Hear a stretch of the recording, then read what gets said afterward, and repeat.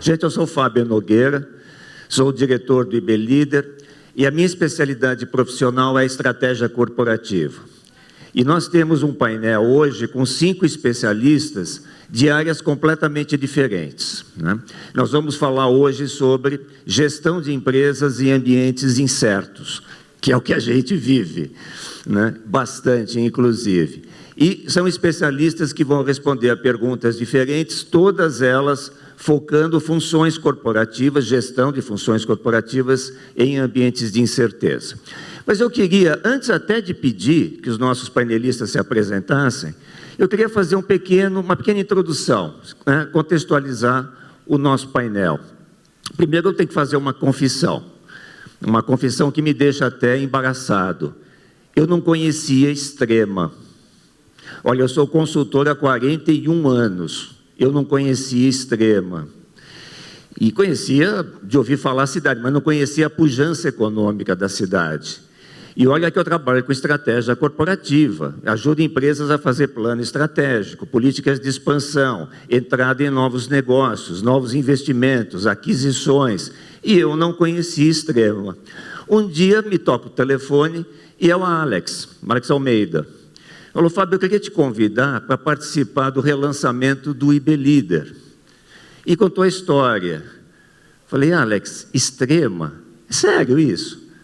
Pô, cara, você não está sabendo de nada, vou te mandar uns dados para você ver. Dá uma lida, depois você me liga e a gente conversa. Quando eu vi, falei, gente do céu, não é que eu estava nos últimos 20 anos, que eu não conhecia isso aqui. Uma cidade que cresceu 14 vezes o PIB em 15 anos, certo, Adriano? Você falou que é o 5º PIB estadual. Eu tenho dados de 4 anos atrás, era o 9º. Né? E a produção per capita, ou seja, quando a gente pega o PIB da região, divide pela população, dá um número, R$287 mil, concorda? PIB per capita. Tá? Opa! Você tá desabilitado. Pois é. O que é o PIB per capita? É o quanto cada pessoa gera de valor para a economia local, na média. R$287 mil por pessoa por ano. Isso, pegando as 15 cidades maiores de Minas, é o maior número, é a maior agregação de valor. É 2,5 vezes a mais que a segunda colocada, que é Nova Lima. É 6,5 vezes a mais do que Belo Horizonte. É 4 vezes mais que São Paulo. Quando eu olhei isso, falei, pelo amor de Deus, eu não estou sabendo disso. Tem pouquíssimas regiões no Brasil com essa dinâmica de crescimento. E ainda mais, quando a gente vê as regiões do país que estão crescendo, ou elas estão alavancadas em agricultura, em fronteira agrícola, ou em polos tecnológicos. Mas aqui é indústria e logística, economia real. Isso é muito difícil. Eu, particularmente, não conheço outra região no país que tenha crescido nos últimos 15 anos alavancado em indústria e em logística. Então, é extremamente relevante, né? Principalmente porque a indústria no Brasil está encolhendo. Não sei se vocês acompanham esses indicadores, mas nos últimos 40 anos, a indústria brasileira se reduziu a 1/3. Ela era 30% do PIB, ela é menos de 10% hoje. Ela se reduziu em participação no PIB e em valor nominal. O Brasil se desindustrializou. Então, você ter uma região que está crescendo alavancada em indústria é uma coisa extraordinária, né?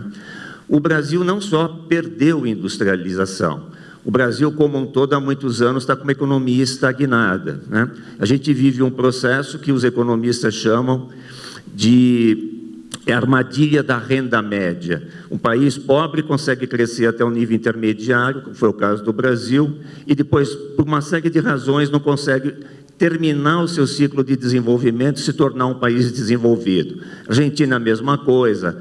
México, a mesma coisa. Nigéria, a mesma coisa. Tem vários países do mundo nessa situação.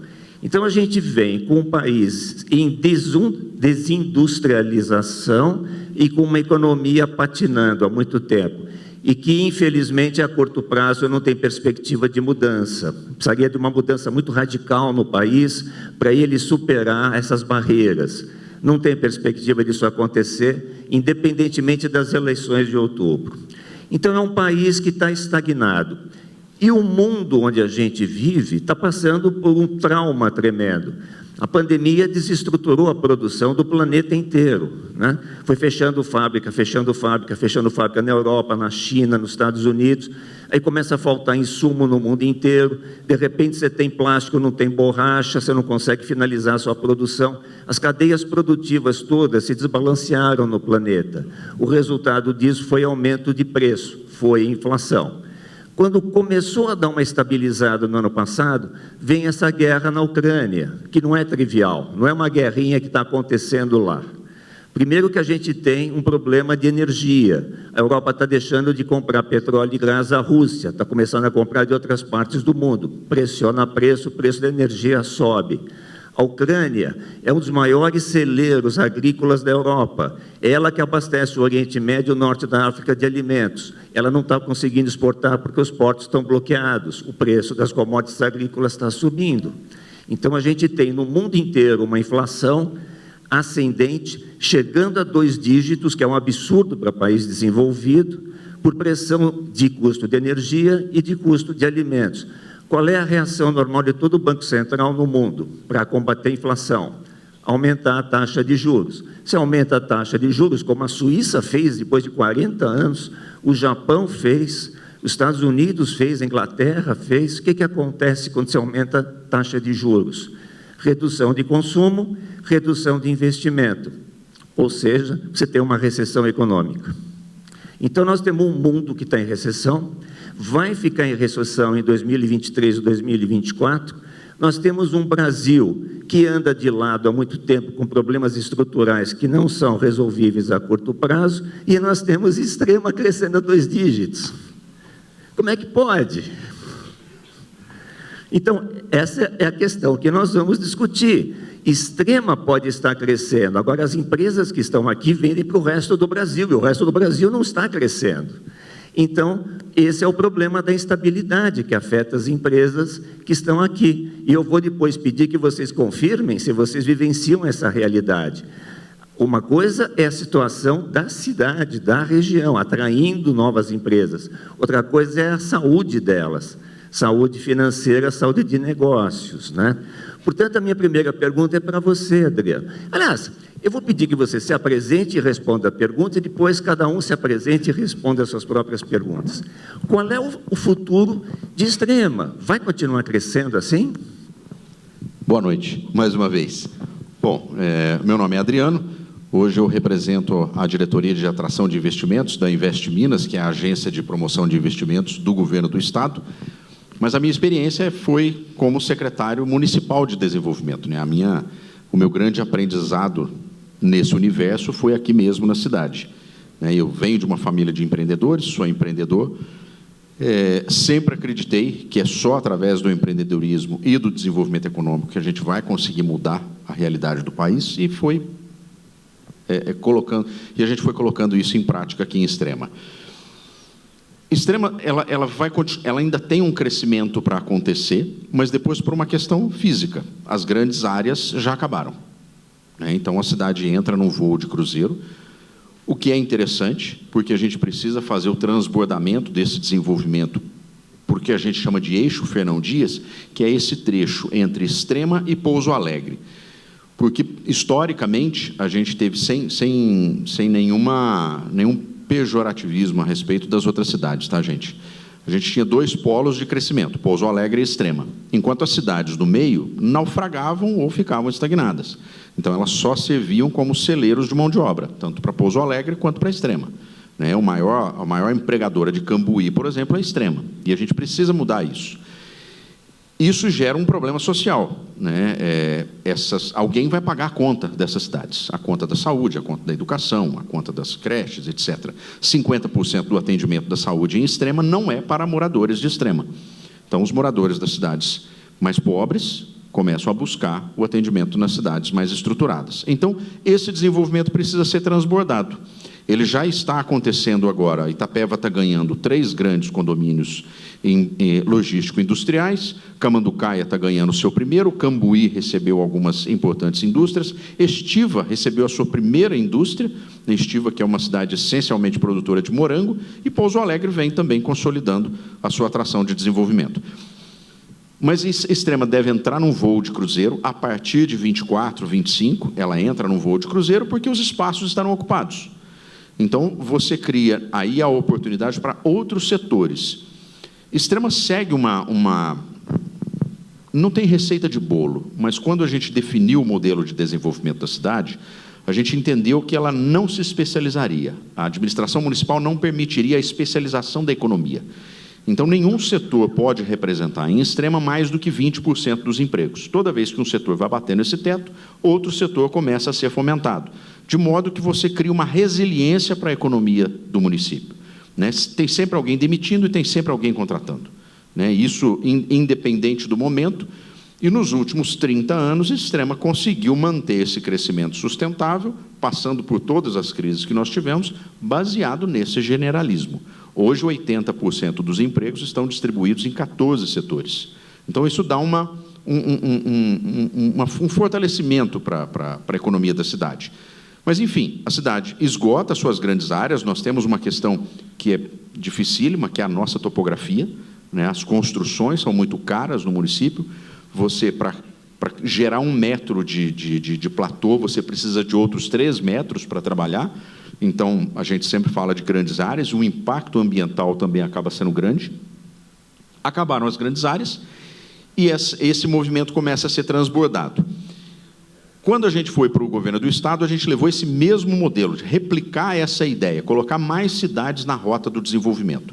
Se a gente fosse falar do desenvolvimento em Minas há 5, 6 anos atrás, a gente ia lembrar de 6 cidades. Né? Belo Horizonte, Betim e Contagem, Uberaba, Uberlândia e Nova Lima. Ponto. No máximo, Juiz de Fora. Hoje são 130 cidades no Estado com importantes investimentos empresariais. Então, a ideia foi justamente essa, pulverizar isso pelo maior número de regiões, pelo maior número de cidades, para que você crie oportunidades dessas cidades também serem autossustentáveis. Porque num Estado que está quebrado, e o governo de Minas é um Estado quebrado, Minas Gerais é um Estado quebrado, é impossível os municípios manterem a filosofia de receber dinheiro do Estado. Ele precisa cuidar da sua própria receita, ele precisa resolver os seus próprios problemas. E esse é um modelo que Minas chega muito atrasado. No Estado, para a gente ter uma ideia, o primeiro grande encontro sobre desenvolvimento econômico no Estado de São Paulo, ele está registrado em 1909. Nós estamos fazendo isso agora, nos anos 2000. Então, quanto tempo a gente perdeu para discutir desenvolvimento econômico? Minas tem 853 municípios, 82% deles não tem sequer a pasta do desenvolvimento econômico na prefeitura. Então, o dever de casa é grande, vai levar muito tempo. Adriana, a gente vai voltar para esse tema daqui a pouco. Agora eu vou passar para o professor Milioni, vou pedir que você se apresente, mas eu vou retomar aqui uma questão, antes da gente depois, mais tarde, falar sobre, de novo, vetores de crescimento, que é como é que a gente consegue trazer os colaboradores da empresa, né, para dentro da responsabilidade ou para dentro da necessidade da gente garantir rentabilidade, da gente garantir a sustentabilidade das empresas. A gente falou muito aqui de reter talentos, de remunerar, de escutar, de ouvir, mas isso tem que estar atrelado a alguma coisa, que é a longevidade da empresa. Como é que a gente faz essa conexão? Boa noite, gente. O meu nome é Milioni, eu sou aqui o decano. Agora eu sou o decano, exijo respeito, viu? Sou o tiozinho mais velho aqui, tenho 75 anos de idade, apesar de ter um corpício de 74, né? Mas estou muito feliz da minha vida aqui por estar fazendo parte do levantamento, do renascimento do IBL, do Instituto Brasileiro de Líderes, da sequência, uma modesta contribuição na sequência do sonho do Craidon, e o privilégio de tê-la conhecido, enfim, Ivanilde, doce Ivanilde, com quem troco correspondência todos os dias, há muito tempo. Eu tenho o privilégio de receber um bom dia e uma boa noite dessa menina, todo dia. Sou um abençoado, não sou? Muito legal. A proposta levantada pelo nosso gestor de painel ela era muito curiosa. Eu me permita contá-la em 2 pedacinhos, de 1 minuto cada um deles. O primeiro pedaço é uma historinha, o segundo uma tentativa de interpretar essa historinha. Há muito tempo atrás, quando eu tinha vastos cabelos, tinha até um bigolom, né? Eu tinha um poderoso Chevette. Sim, já fui pobre como vocês, né? Eu tinha um poderoso Chevette, eu andava pelo interior de São Paulo fazendo minhas consultorias. Quando eu cheguei na cidade de Mirassol, ali do lado de São José do Rio Preto, uma gracinha de cidade, estacionei meu carro do lado de um Lexus. Nunca tinha visto um carro tão bonito na minha vida. É da Toyota, não é? Era um carro lindo, maravilhoso. Eu parei lá, fiquei lá olhando naquele carro, namorando com o olho esquerdo, com o direito vendo o Chevette. E olhei, tinha um senhorzinho vestido de azul, com uma vassoura, naturalmente varredor, olhando para mim, muito interessado. Aí eu falei para ele, bonito, né? Aí ele falou para mim, é bonito, é do meu patrão. Aí eu continuei olhando o carro, com aquela vontade, um dia eu vou crescer, vou trabalhar no Instituto Brasileiro de Líderes, vou ter um carro igual a esse, né? E aí eu disse mais uma vez, mas que carrão, hein? Aí ele falou, não, é do meu patrão. Aí caiu a ficha, peraí, meu amigo, como é que o senhor está tão contente assim, revelando tanta alegria pelo carro do seu patrão? Olha o que esse senhor varredor ensinou para um arrogante de um consultor que acha que sabe tudo, que nós consultores temos solução para tudo, menos para a nossa própria falta de humildade. Não temos solução para nada, essa é a grande verdade. Eu aprendi que aquele moço, algo que mudou minha vida, que me ajudou a responder muitas dessas perguntas junto aos meus clientes. Sabe o que ele me disse? Olha, doutor, mas não dá gosto trabalhar numa firma que o patrão tem um carrão desses? Aí eu não entendi mais nada. Eu já vi socialismo tudo quanto é tipo, né? Socialismo de direita, de esquerda, de mais ou menos, socialista apimentado, socialista com escargot. Eu vi tudo quanto é tipo de visão política, mas eu não consegui entender o que ele disse. Sabe o que ele me disse? Olha, doutor, a empresa que o patrão tem um carrão desse é uma empresa boa, uma empresa forte, uma empresa sólida, que sempre vai pagar o salário nosso no final do mês. E é tudo isso que eu quero. Eu ainda vou entrar nessa empresa. Ele era de uma terceirizada. Eu entrei naquela empresa, que depois eu até converti num cliente, foi uma experiência muito rica. Eu saí de lá mudado. Voltei de Mirassol para São Paulo, pilotando o Chevette, ainda não o Lexus, que acabei não tendo também, que a Toyota tirou de linha, né? Mas eu estou trazendo dentro de mim aquilo que eu quero colocar no segundo minuto da tentativa de resposta, que é a seguinte: a rentabilidade, a produtividade, tudo depende essencialmente da mentalidade organizacional, é da cabeça do patrão. Eu defendo em todos os meus trabalhos, nas minhas conferências, uma tese que é muito simples, mas que funciona, que é a seguinte: quando eu estou me dirigindo não a empresários, eu estou me dirigindo a colaboradores dos empresários, eu digo corajosamente, e fui até amaldiçoado muitas vezes por causa disso, mas vou continuar dizendo: faça o seu patrão ficar rico, porque apenas uma empresa sólida, uma empresa saudável econômica e financeiramente, a gente pode pleitear junto a ela uma melhoria de remuneração, de alimentação, de benefícios, etc. Uma empresa esquálida, anêmica, chamando urubu de meu louro, Jesus de Genésio, capeta de meu chapa, está devendo imposto, não está pagando nada, está morrendo. Agora, a empresa que o patrão chega todo dia com um Nexus, depois dá para a filha dele um Mercedes, dá para o filho dele um outro Toyota, para a namorada dele ele dá lá não sei o quê, enfim, discretamente, mas um tremendo de um sucesso. Essa é a empresa boa para trabalhar. E como é que se faz uma empresa assim? Foi o que eu descobri, Fábio, não tem segredo, não.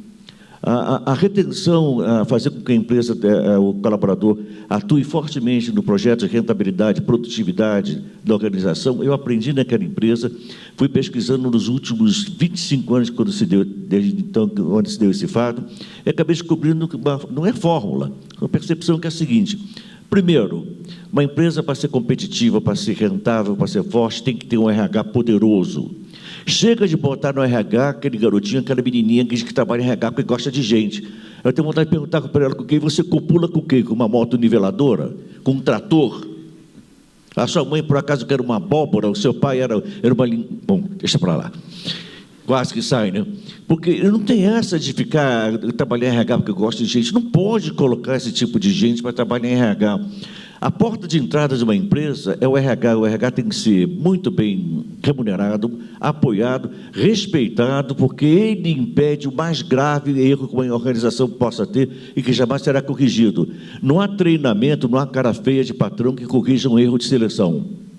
Então, primeiro ponto. Segundo ponto, para poder garantir a rentabilidade, eu aprendi, compartilho com meus clientes, amigos, alunos, você vai por aí afora, é de uma simplicidade franciscana, mas funciona muito bem, que é investir no talento e não abafar o talento. Acaba com esses chefetes ordinários que tem aí, que por pura inveja abafam aquele menino, aquela menina talentosa, né?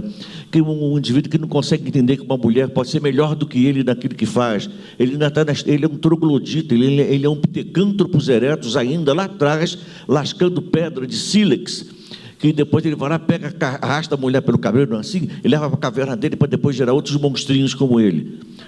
Então, eu defendo isso, deixa o talento emergir. E a terceira coisa é um pouco filosófica, é da gente, é da alma do IBL. Dá para cada funcionário uma razão forte para voltar no dia seguinte. Não tem empresa que perca a sua rentabilidade, gente, funciona muito. Obrigado, gente, mas é como eu penso. E sabe por quê? Gente, é surpreendente. Hoje eu estou feliz da vida. Estou saindo de um Covid, seguido de um Omicron e depois de uma pneumonia, uma atrás da outra. Cansado, eu fui lá fora pegar um pouquinho de ar e tudo mais, a minha emoção está... Eu não sei nem como é que eu consigo raciocinar aqui, porque ontem eu fiz uma palestra no Congresso Brasileiro de Treinamento e Desenvolvimento, onde eu encerrei minha carreira como apresentador na área de treinamento e desenvolvimento, depois de 52 anos. Está na hora de passar o bastão e nós, os veteranos, temos que ter a visão de que chega uma hora que a gente tem que sair de cena. Saí de cena ontem. Chego em casa, no meio da madrugada, eu estou cansado, estou triste, porque eu rompi 52 anos de vida, recebo uma mensagem do meu filho Rodrigo, que é um advogado brilhante, né? Roqueiro e dos bons, né? Tem 2 guitarras Gibson e 2 Fender em casa, o cara é bom, né? Roqueiro, guitarrista, advogado, fabricante de instrumentos, e também fabrica facas de churrasco e tudo mais, dizendo: pai, comprei o baixo para você. Aos 75 anos de idade, eu vou ganhar um baixo. Eu fui baixista, hoje em dia eu sou só baixinho só. Mas já fui baixista, como parceirão lá, grande baixista, né? Eu vou ter nas minhas mãos um baixo na mesma loja onde Paul McCartney, meu ídolo, grande ídolo, comprou e teve montado seus primeiros baixos. Eu vou colocar mais na minha estante da minha casa para ficar todo dia olhando e namorando. Grande sonho aos 75 anos de idade. Quando eu for lá para cima, pode ser que eu faça uma banda infernal, né? E vamos tocar lá para ver se Cristo realmente é bom no samba e no rock. Isso me deixou muito bom. E como se não bastasse, abro meu celular, recebo um pito da minha filha Beatriz. É uma menininha em que eu apostei tudo da minha vida. Ela é hoje uma médica especializada em neonatologia. Passou 3 anos agora no Canadá, eu sofrendo a falta dela terrivelmente. Ela chegou e aquela alegria todinha, trouxe um monte de presentes para mim. Fiquei felicíssimo, trouxe aquela touca com um pompom preto. Ridículo, ridículo. Aquela meia que a gente bota para poder virar burguês, como canta a música, não sei qual o roqueiro que canta. Aí, olha o que aconteceu. Então, noite de sábado, a nossa cachorra, uma vira-lata lá, teve um quiprocó nos fundos lá de casa com um porco espinho. Ficou toda espetada.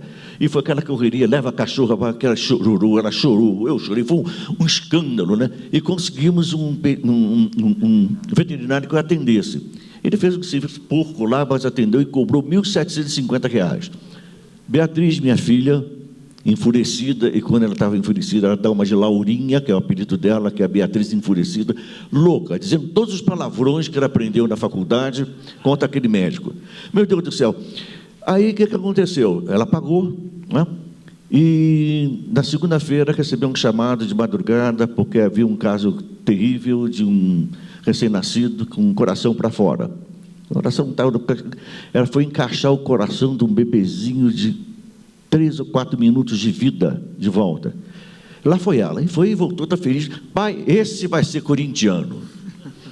O cara é lutador, fui lá, mas como é que você fez? Pai, eu olhei para lá, empurrei, joguei o coração dele para dentro da caixinha, dei uma ajeitadinha lá, o bichinho está lá bem, a pressão arterial foi recuperada, eu estou feliz da vida, né? E aí eu perguntei, você vai cobrar igual a taxa de atendimento de urgência como o tal do veterinário? Sabe o que ela me disse? Está aqui. Pai,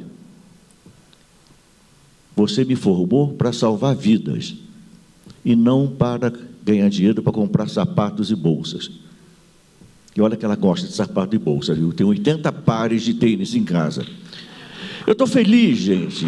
Estou feliz. Acho que eu sinto que há uma egrégora aqui nesse ambiente, tudo está convergindo em torno de uma ideia, de uma possibilidade, porque não é possível que uma pessoa seja tão feliz assim, em menos de 24 horas, com tantas notícias boas, que não possa depois defender a tese de seguinte: precisamos realmente assegurar a rentabilidade das nossas empresas. Os empresários que estão aí são heróis, são heroínas, e não estou aqui jogando confete. É verdade, que são vocês que pagam os impostos, que sustentam aquela coisa lá em Brasília, né?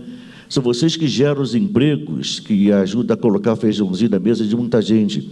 Vocês precisam ficar bem, precisam ter o seu capital rentabilizado e precisam de colaboradores que tenham com você uma relação de cumplicidade.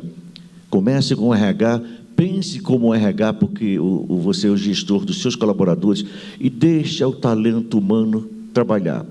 Os resultados são surpreendentes.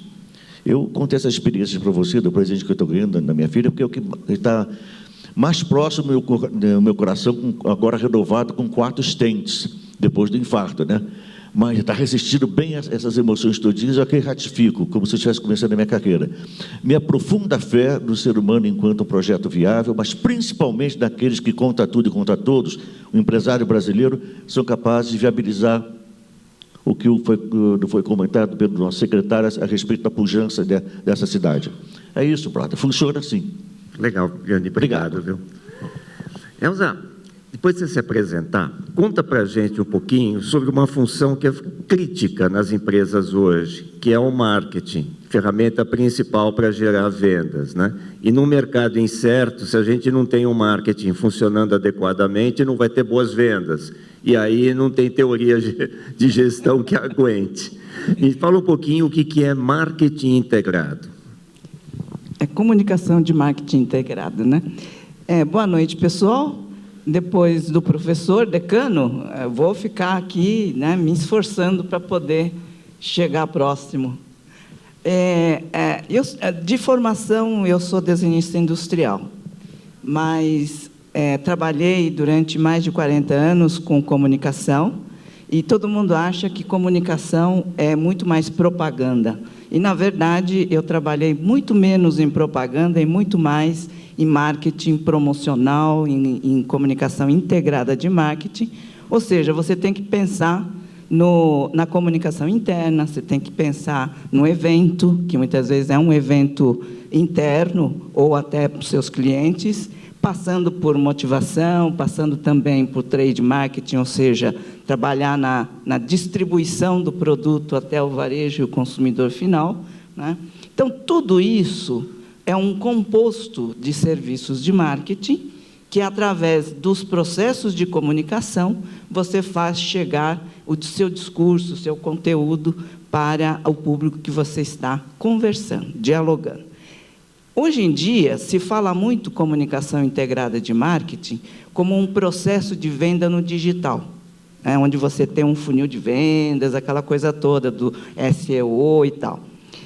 Mas eu acho que muito mais do que isso, e eu acho que, falando aqui até como uma empreendedora também do setor, né, que, olha só, numa empresa que eu fundei com um sócio meu em 83, nós vendemos no ano 2000 para um grupo Talent, que é uma grande empresa de comunicação, e, recentemente, no mês de fevereiro, eu reavi o CNPJ, e eu tenho hoje uma empresa que chama Tsumori Comunicação, que nasceu em 1983. Então, eu me lembrei muito de você, porque essa felicidade realmente, muitas vezes, vem através do tempo, sem imaginar, inclusive, que isso possa acontecer, né? Mas acho que essa crença, né, que a gente tem, e na vivência da profissão, a gente consegue ter essas alegrias também. Então, hoje eu trabalho com uma empresa que fundei lá atrás, né? E eu acho que essa comunicação integrada de marketing, hoje em dia, apesar do pessoal do digital trabalhar muito com a questão dos processos tecnológicos para poder atingir e, inclusive, criar uma identidade da marca, do seu produto, serviço, Eu acho que mais do que isso, quando a gente pensa em gestão, a gente tem que ir um pouco mais a fundo nisso. E entender a comunicação integrada de marketing como sendo todo um processo onde o profissional, e principalmente o profissional que trabalha com a comunicação e com o marketing, ele hoje tem que ter um entendimento muito mais vasto, tem que ser um generalista, apesar de ser formado numa área de comunicação ou de marketing, e principalmente ter uma equipe de colaboradores e de trabalho, onde você tenha várias profissões representadas. Diversidade muito grande, inclusive de gêneros, de profissões, enfim, para quê? Porque eu acho que tudo isso que, inclusive, no painel anterior foi discutido, que é um mundo onde você tem a possibilidade global, rápidas mudanças, uma coisa exponencial num curto espaço de tempo. Então, tudo isso faz com que essas incertezas todas, a gente tenha que controlar o melhor possível através das diversas opiniões. Então, hoje, aquilo que eu fazia lá atrás, em 2 ou 3 profissionais especializados de marketing e comunicação, hoje, eu dou muito mais valor quando você tem uma diversidade de gêneros, de idade, das gerações e de profissões, onde você pode ter desde um cientista matemático até um morador da periferia, porque este produto ou serviço pode estar em todas essas casas, em todas essas mãos, né? Então, eu acho que isto é trabalhar a comunicação integrada de marketing, hoje. Obrigada. Quando eu falei que ela sabia o que falava, ela sabia o que falava. Guilherme, por favor, se apresente e vamos falar de riscos, né? Vamos falar de mensuração de riscos e vamos falar como é que os mecanismos digitais podem ajudar tanto o advogado quanto as empresas a medir riscos e a gerenciar riscos, né? Então, boa noite a todos. Cumprimentar meus colegas de painel aqui. Eu sou um privilegiado, que eu estou vindo do sofá, eles falarem, né? Então, uma grata satisfação. Eu sou advogado e doutor em Direito pela PUC de São Paulo, e eu acho que o grande desafio hoje do advogado e do profissional do direito é não ser esse veterinário que cobra 1.750 e o sujeito fica insatisfeito com aquilo que ele presta. E o trabalho jurídico, para as empresas, ele tem que buscar o quanto mais prevenir os riscos e trazer previsibilidade. Então, isso é um desafio imenso para o profissional do direito trazer previsibilidade, porque a gente vive num país de insegurança jurídica. Então, a insegurança jurídica ela é perene. A decisão do juiz de uma vara, que é vizinha da outra, não é igual do outro. A decisão da administração de Extrema, muitas vezes, não é igual da administração de Cambuí. Então, o que eu preciso para abrir uma empresa aqui, talvez não é o que eu preciso para abrir no vizinho.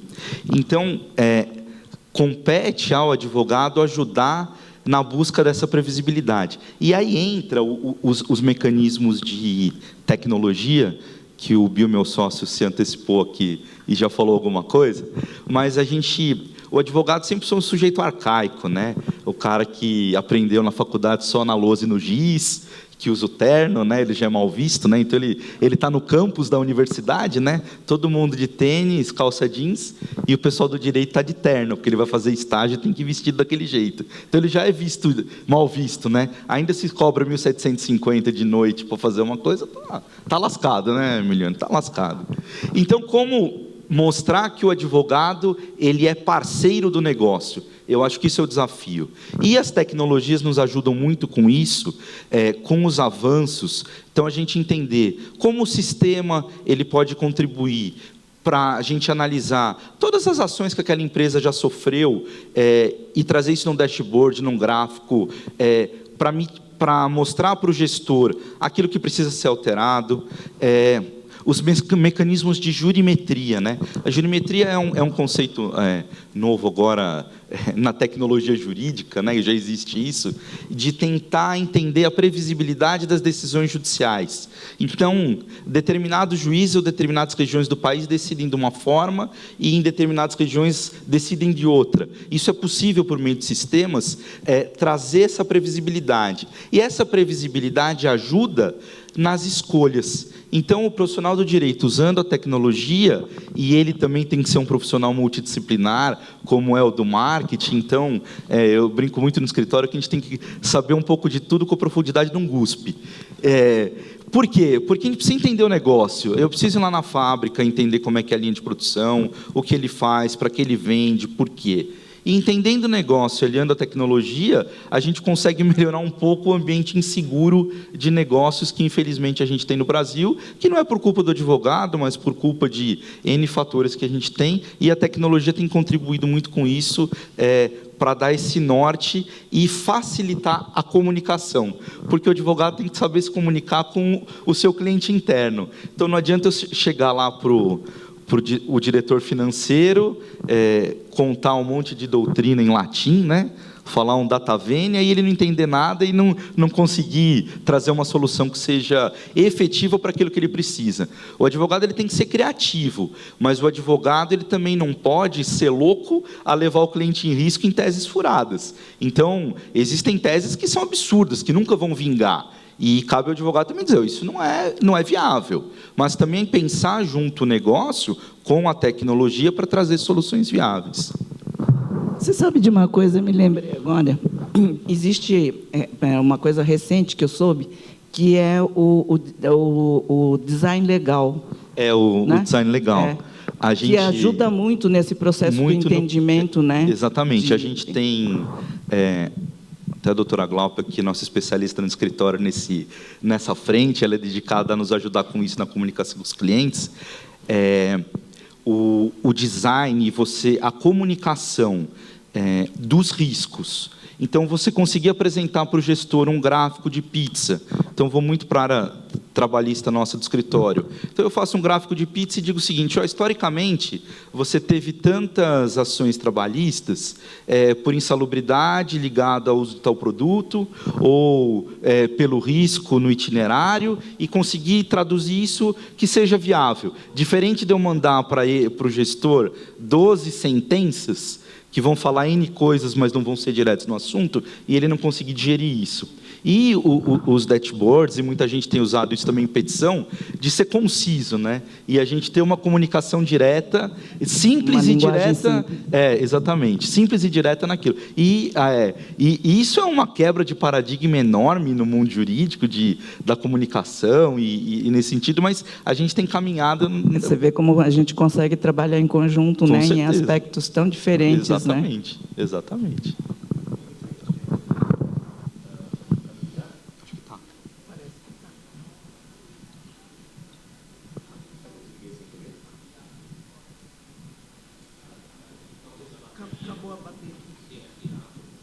Presta o seu, Adriano. Por gentileza. Muito provavelmente a bateria se encerrou. Prontinho, obrigado. Vocês veem que tecnologia, quando não ajuda, atrapalha pra caramba, né? Gente, eu estou olhando o celular aqui, mas não é falta de educação, não. É que eu esqueci o meu roteiro em casa, lá em São Paulo. Não dava tempo de voltar. Então, eu estou vendo uma cola que eu fiz aqui no meu celular mesmo. Adriano, eu vou te devolver o microfone, você vai usar esse, como você quiser, mas eu queria te perguntar uma coisa. Extrema está consumindo mão de obra de outras regiões, né? Eu já vi no passado isso provocar atrito entre municipalidades e, às vezes, até comodidade. É cômodo para uma municipalidade ser só fornecedora para outra que está gerando aquela dinâmica. Uma cidade dormitório. Então, tem várias situações desse tipo, né? Como é que você enxerga essa dinâmica nessa região do sul de Minas, né? Cidades crescendo mais rápidas do que outras, a mão de obra tendo que se deslocar de um lado para outro. Como é que fica isso na sua ótica? Há as duas situações. Há prefeituras, as cidades tentando se desenvolver para fazer com que os seus trabalhadores não precisem viajar para outras cidades e outras realmente confortáveis. Mas há um fenômeno que vem acontecendo no país todo e que eu acho que falta de todo mundo comunicar ao trabalhador disso. A gente viu isso ser intensificado durante a pandemia, que foi a interiorização das empresas. As empresas estão deixando os grandes centros já num processo de 10, 12 anos, né? E a gente viu, talvez, o grande marco disso tenha sido a XP escolher São Roque para construir a sua sede e sair da capital, mas ela não foi a única. Há uma série de outras empresas migrando para o interior. Só que o trabalhador não foi avisado disso. Então, a gente vê que a grande concentração de desempregados que nós temos no país todo estão nas regiões metropolitanas, sendo que as empresas estão indo embora para o interior. Então, esse cara está lá, permanecendo desempregado, ele não vai ter emprego. A gente viu isso agora, nesse último feirão do emprego, que houve em São Paulo, que foi um escândalo, que chocou o país. Só que ninguém disse para esse cara, amigão, você vai ter que voltar para o interior, porque as empresas estão migrando. A gente viu o movimento das grandes cervejarias agora. Todas elas indo para cidades que ninguém pensava. A Heineken vai construir a primeira planta dela padrão Europa em Passos. Então, e aí? Esse cara que gostaria de trabalhar numa cervejaria e está lá em Campinas ou está em São Paulo, ele foi avisado disso? Esse é um processo que nós, como profissionais, cada um de nós, vai ter que pensar nisso. É comum eu receber currículos de Belo Horizonte e eu pergunto para o profissional, olha, é só para BH? Não, é só para BH. Bom, amigão, então você vai continuar desempregado, cara. Você tem grandes investimentos. Falta mão de obra hoje em Frutal, falta em Uberaba, falta em Divinópolis, falta em Passos. Passos vai faltar tudo. Tudo. A Heineken está saindo de uma folha em branco. Poços de Caldas, Pouso Alegre, todas essas cidades enfrentam a escassez de mão de obra. Só que você olha para as regiões metropolitanas, você tem filas de desempregados. E isso é um pecado. É algo que o país precisa resolver. Essa interiorização com a pandemia, ela se intensificou. Nós vimos algumas cidades no sul de Minas, como é o caso de Boa Esperança, a cidade se ocupou todinha. Boa Esperança, uma cidade às margens do Lago de Furnas, e eram profissionais que estavam em home office. O cara uniu o melhor dos dois mundos, Ele continuou trabalhando, mas foi para uma cidade nas margens do Lago de Furnas. Poxa, excelente escolha. Ele não quer voltar. Então, esse processo de interiorização, ele vai continuar acontecendo. Nós vimos isso em Extrema. Extrema recebe hoje 10 vans diárias, domingo a domingo, de Guarulhos.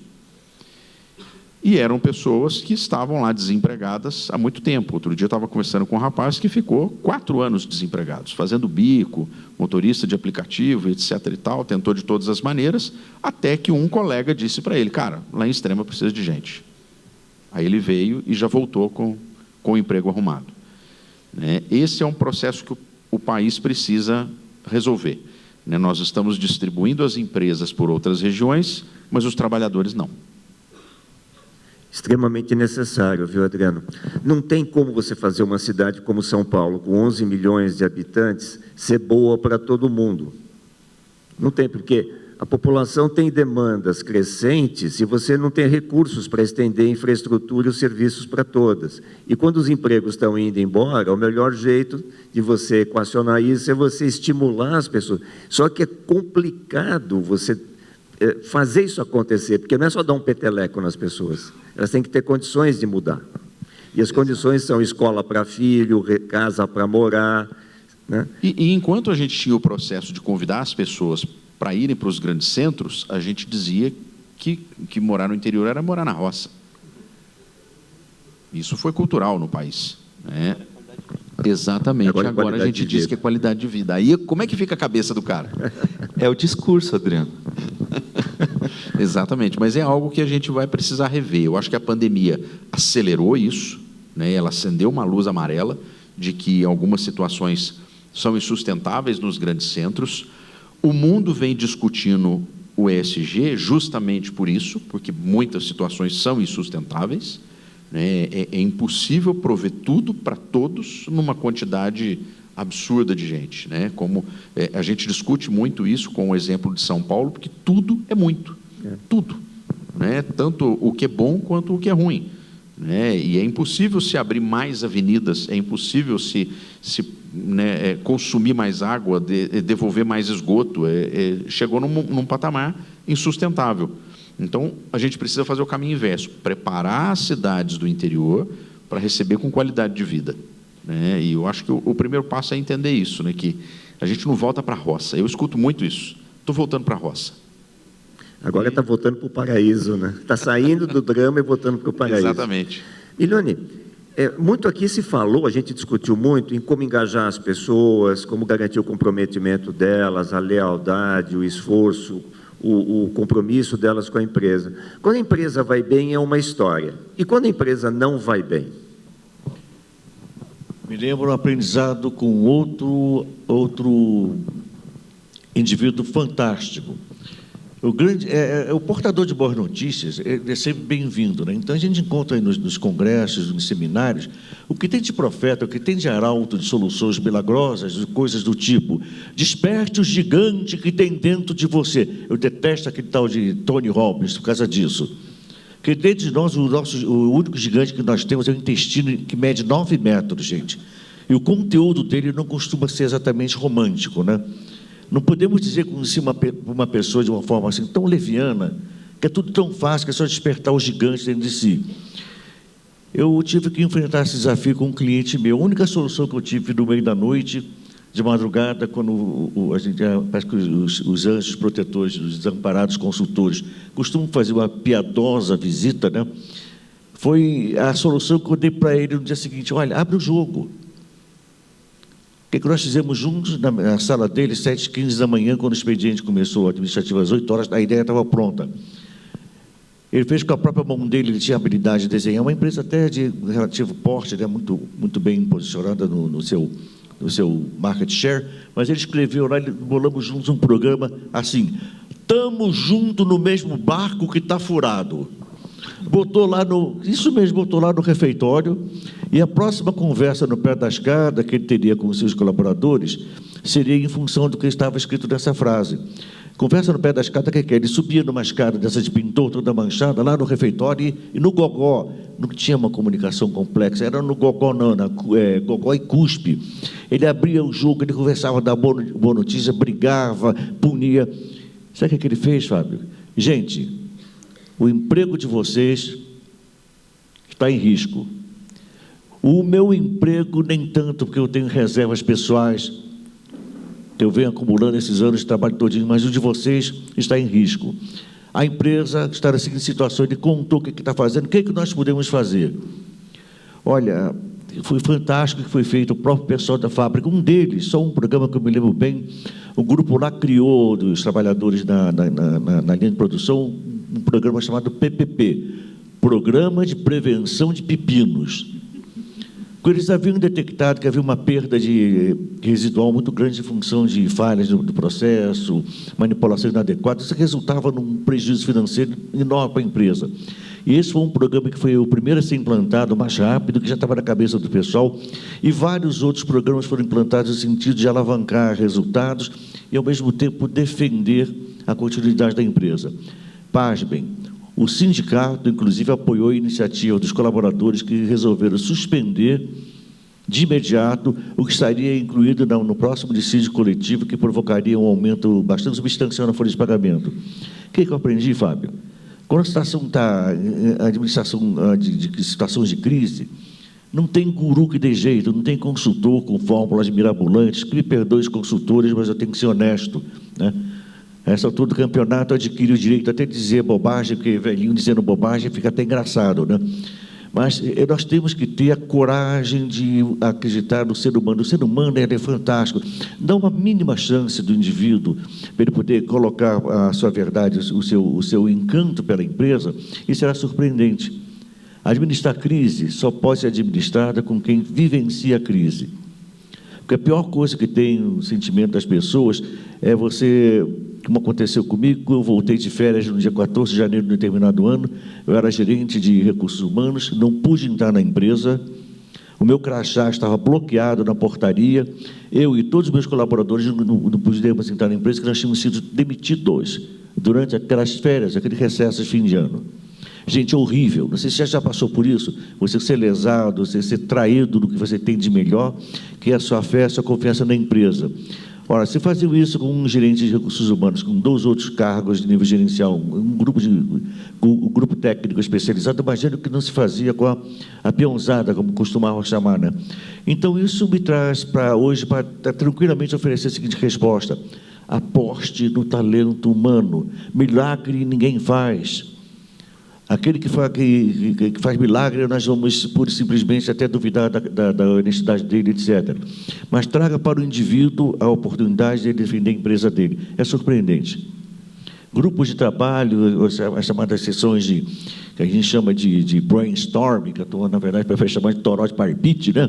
Bota a cabecinha para funcionar, sai ideias maravilhosas. A minha vida inteirinha vi isso acontecer. Eu até penso em redigir, preparar alguns e-books, uma das coisas que eu gosto de fazer é escrever, para ir disponibilizando em eventos como esse, né? Deixar o germe dessa ideia. Você está com crise? Olha para dentro. Talvez a solução esteja dentro de você. E não tem 9 metros de comprimento, não, viu? 9 metros de comprimento você vai usar se você não fizer nada, que vai dar cada aada que você nem imagina, né? E dá certo, viu? Legal, Miliane. Obrigado. Você está falando tanto de consultor. Nós dois somos consultores a vida toda. Você está falando mal da profissão. Você é mais velho que eu, tenho 41 anos, eu tenho 35 só. Pois é. O consultor é um especialista em generalidades, né? Um palpiteiro profissional. Elza, você está acompanhando toda essa conversa desde o começo, está conhecendo o Extrema, está vendo a realidade aqui da região, das empresas. Como é que você insere a comunicação integrada de marketing nesse contexto específico aqui da região? É interessante isso, porque, na verdade, a gente pode... Eu gosto de olhar um pouco o aspecto regional. E, quando eu digo regional, eu tiro as grandes empresas que vêm aqui para a região, mas eu olho para as empresas que nasceram na região. E eu achei bem interessante o plano de vocês da cidade de pulverizar, porque isso realmente cria oportunidades de diversificar e tira, inclusive, a própria sazonalidade também, né, de produção, de trabalho, enfim. E eu acho que a comunicação integrada de marketing hoje não é mais para as grandes empresas, não são de planos mirabolantes. Eu acho que tem muito, inclusive, do que o Milione falou. O empresário ele tem que saber se comunicar. Ele tem que ser muito ele próprio, uma pessoa que tenha realmente a condição de abrir o coração e conseguir realmente transmitir isso para o seu público interno. E isso vai passar também para o público externo. Então, isso vai passar para todos os stakeholders, ou seja, fornecedores, todos os contatos, né, que tem que existir para que uma empresa possa desenvolver, e aí vai chegar para o consumidor. E esse consumidor pode ser pessoa jurídica, pode ser pessoa física, mas eu acho que a ideia da comunicação integrada ela já tem que estar internalizada no empresário, e por isso que eu insisto muito nessa questão de que perfil tem que ter esse profissional para trabalhar na comunicação. O empresário pode ser também um grande comunicador. E ele deve aprender realmente a fazer isso. E não terceirizar isso, porque, via de regra, é ele que vai comandar o destino. Então, ele vai dar, inclusive, o tom da comunicação. Se uma marca, uma empresa, ela tem uma identidade própria, é porque alguém criou assim.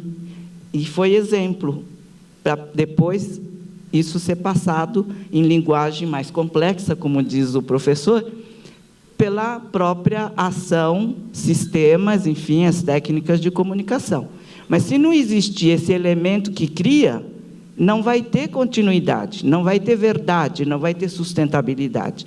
Então, eu acho que tem que começar aí, eu insisto muito nisso, as pequenas empresas são as que melhores podem trazer, inclusive, desenvolvimento, porque ela não vai ter a grande massa, vamos dizer assim, colocada numa empresa só, mas são muitas empresas e que elas em si, com 10 ou 15 funcionários que tem, os colaboradores, eles conseguem criar muito mais desenvolvimento, né? Então, eu acho que daí vem realmente a importância da comunicação. A comunicação ela tem que estar sempre a serviço, e a serviço do marketing e do empresário que contrata os serviços de marketing. Legal, Elza. Guilherme, eu tenho visto como profissional um aumento brutal de risco nas empresas, porque a complexidade da atividade empresarial tem aumentado, né? Hoje a empresa recebe uma pressão social imensa, a responsabilidade social das empresas aumentou muito, o público é muito suscetível a qualquer coisa, tem programas de inclusão e diversidade, por exemplo, que às vezes dão consequências complexas, né? Tem vários problemas ligados a isso. O consumidor é exigente, o meio ambiente precisa de atenção, tem lei de proteção de dados, tudo que você possa imaginar é fonte potencial de problemas. Como é que o advogado pode trabalhar preventivamente nisso tudo? É legal colocar esse assunto, e pegando o gancho da Elza aqui, é importante, eu sempre falo isso quando a gente tem oportunidade nas palestras, o que a gente fala não é só para empresa grande ou multinacional. O que a gente fala aqui se aplica para aquela empresa pequena e para as médias e para as grandes. Então, a comunicação, o compliance, a integridade, a Lei Geral de Proteção de Dados, as questões ambientais, tudo isso vai se aplicar para todas as empresas, em umas com mais intensidade, outras com menos, na realidade daquele negócio específico. Então, compete ao advogado conhecer a realidade do negócio específico, entender o que realmente é necessário. Então, não adianta eu vender um programa de integridade com 15 canais de comunicação e denúncia numa pequena oficina mecânica que tem 5 funcionários. Faz o menor sentido. Então, entender o negócio, entender o que realmente é possível e necessário, compatibilizar com o orçamento, que tudo, no fim, o advogado tem que sair da linha do custo, não posso ser o 1.750 do veterinário, e ser a linha do parceiro que vai trazer boas proposições e soluções dentro do que é necessário para ajudar a empresa a se desenvolver.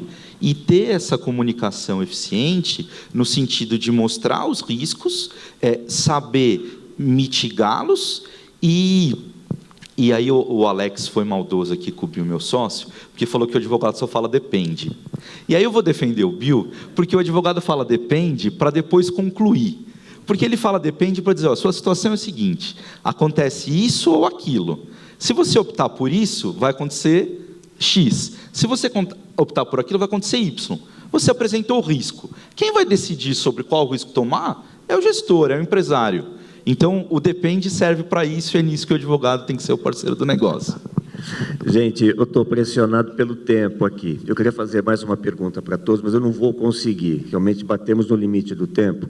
Mas eu queria encerrar com você, Adriano, uma última pergunta para você, que é sobre a rota de investimentos do Estado de Minas Gerais. Outras cidades estão sendo inseridas na rota dos investimentos?